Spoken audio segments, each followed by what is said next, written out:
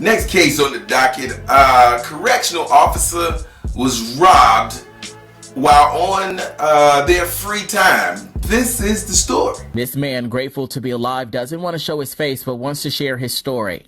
I drove down Peachtree. He was walking down Peachtree. He flagged me down. I pulled over. I thought I knew him.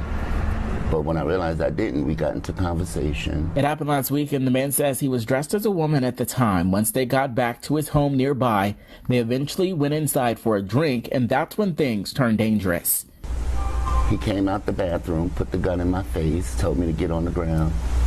So as I was going to the ground, I grabbed the gun and we tussled.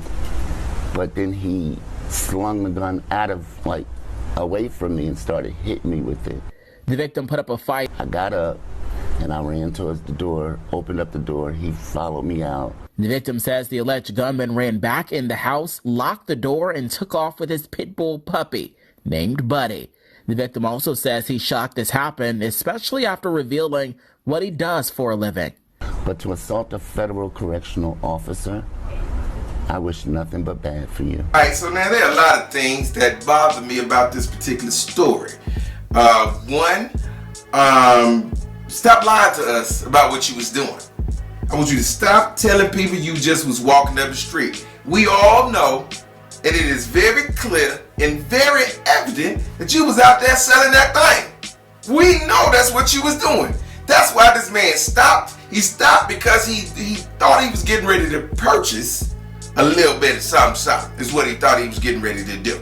Now you take him back to your apartment for reindeer games, if you will, and he goes in the bathroom and he probably notices that there are drawers with dick prints in them in there, and he got upset.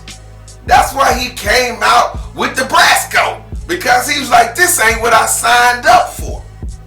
Well, sir, first of all, if you see a female just walking up and down the street on Peachtree, she is not exercising. That is the host role, sir.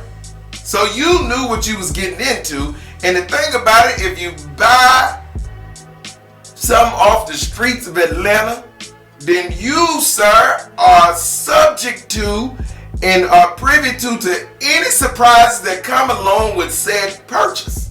Nobody asked you to just be pulling random women off the street trying to buy them in Atlanta, because we all know sometimes there's a jack in that box sometimes here in the ATL.